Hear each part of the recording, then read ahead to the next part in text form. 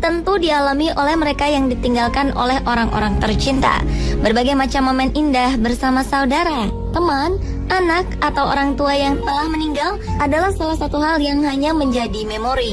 Rasa tidak ingin kehilangan orang-orang terkasih membuat sebagian orang melakukan berbagai macam cara untuk terus mengenang mereka yang telah tiada.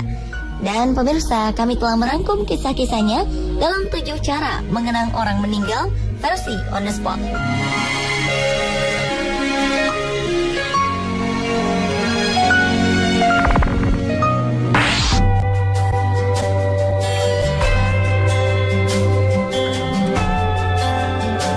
Diawali dengan kisah seorang terapis bernama Brian Schreck yang menciptakan alunan musik dari degup jantung orang-orang yang telah meninggal dunia. Ide unik pria asal Amerika Serikat ini bermula dari seorang pasien rumah sakit anak Cincinnati, Ohio, berusia 14 tahun yang tengah sekarat. Setiap sisa kehidupannya menjadi sangat berharga bagi kedua orang tuanya. Dari situlah Brian mendapatkan ide untuk merekam detak jantung bocah tersebut untuk dijadikan musik sehingga terus bisa didengarkan oleh kedua orang tuanya. Pria berewokan ini merekam detak jantung anak tersebut, kemudian memasangkannya dengan lagu yang iramanya sama dengan musik kesukaan anak itu. Lagu itu kemudian disimpan dan bisa didengarkan kapanpun. Selama 6 bulan terakhir, Brian telah membuat setidaknya 12 lagu dari anak-anak yang sekarat di rumah sakit anak Cincinnati. Brian menggunakan berbagai jenis lagu untuk membuat detak jantung dengan musik berjalan seirama. Mulai dari lagu John Legend hingga Metallica telah ia gabungkan dengan detak jantung anak-anak yang hidupnya akan segera berakhir. Dia yakin musik ciptaannya akan membantu keluarga untuk selalu mengenang anak kesayangannya.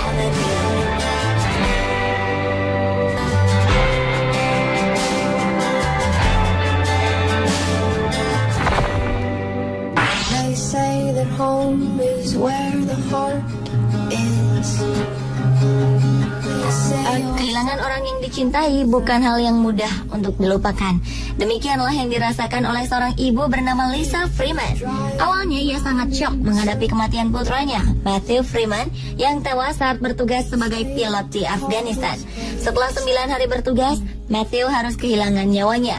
Ibundanya pun melalui hari-hari penuh rasa duka dan kehilangan yang mendalam. Namun ia sadar ada hal lain yang bisa dilakukannya. Karena ingin kenangan putranya tetap hidup di sisinya, Lisa memutuskan untuk menjahit boneka teddy bear dari seragam anaknya. Ia kemudian tergugah untuk mendirikan Matthew Freeman Project. Dari sini Lisa membantu mengumpulkan perlengkapan sekolah untuk anak-anak di negara yang dilanda perang. Selain itu, Lisa juga membantu memberikan beasiswa perguruan tinggi untuk anak-anak para prajurit. Semua orang yang bergabung bersamanya akan mengirimkan seragam anggota keluarganya yang tewas di medan perang. Lisa pun akan menyulapnya menjadi sebuah boneka beruang yang menggemaskan. Setiap kali Lisa merindukan kehadiran Matthew, ia segera memeluk boneka buatannya sendiri sambil berdoa untuk putra tercintanya itu. Lisa juga yakin jika anaknya sangat senang jika tahu apa yang dilakukan Lisa saat ini untuk membantu orang lain. They say you're really not somebody until somebody else.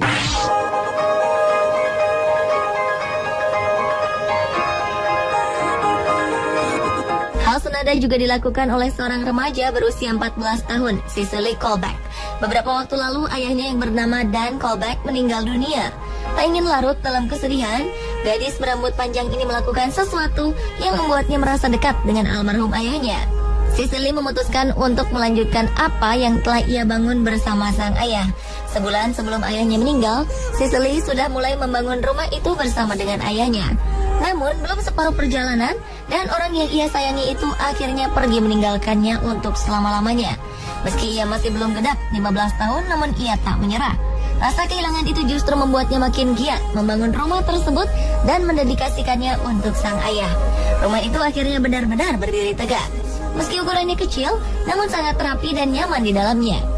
Rencananya rumah ini akan dibawa ke Baltimore pada musim panas ini, karena Cicely dan keluarganya akan pindah ke sana. Mungkin sang ayah tak akan tinggal di sana, tapi kenangannya akan selalu bersama dan menghangatkan rumah itu.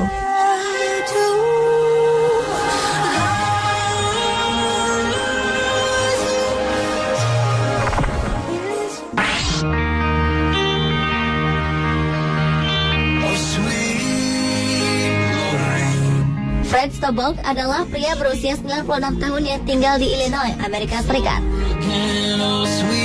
Untuk mengenang sang istri tercinta, Fred menulis sebuah lagu yang ia beri judul Oh Sweet Lorraine.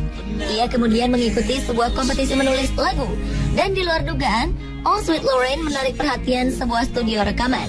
Fred memang tidak memenangkan kompetisi menulis lagu itu, namun Oh Sweet Lorraine yang diunggah ke YouTube berhasil menarik perhatian banyak orang. Apalagi kisah kesetiaannya pada sang istri menyentuh banyak orang. Yang luar biasa, lagu Oh Sweet Lorraine berhasil menembus tangga lagu iTunes dan berada di peringkat 10 besar bersama Katy Perry, Miley Cyrus, serta Lady Gaga.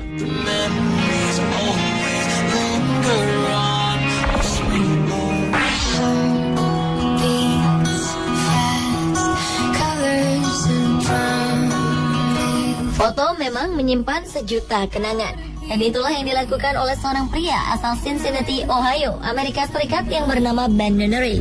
Untuk mengenang almarhum istrinya, Ali, ia membuat foto yang terinspirasi dari foto-fotonya bersama istri tercinta di hari pernikahan mereka.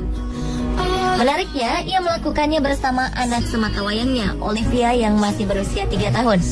Istrinya meninggal 2 tahun lalu karena terserang kanker paru-paru. Dibantu oleh saudaranya yang merupakan seorang fotografer, Ben akhirnya mewujudkan keinginannya. Pemotretan dilakukan di rumah Ben dan Ali yang akan dijual. Meski Ali telah lama meninggal, kehadiran sang istri tetap terasa di rumah tersebut. Meskipun terasa berat untuk meninggalkannya, namun Ben yakin bahwa kenangan indah istrinya akan tetap ada di hatinya. Ia juga berharap agar putri mereka juga akan terus mengenang sang ibunda, terlebih ketika melihat foto-foto unik bersama sang ayah.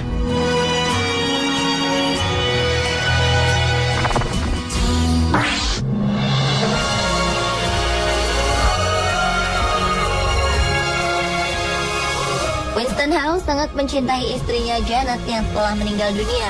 Untuk mengenang istri tercinta, petani berusia 70 tahun ini menanam ribuan pohon oak berbentuk hati.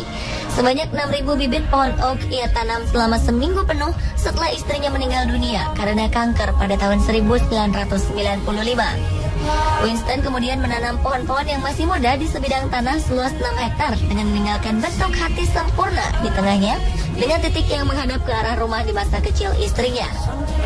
Hasil kerja kerasnya ini telah tumbuh dan terbentuk menjadi padang rumput indah.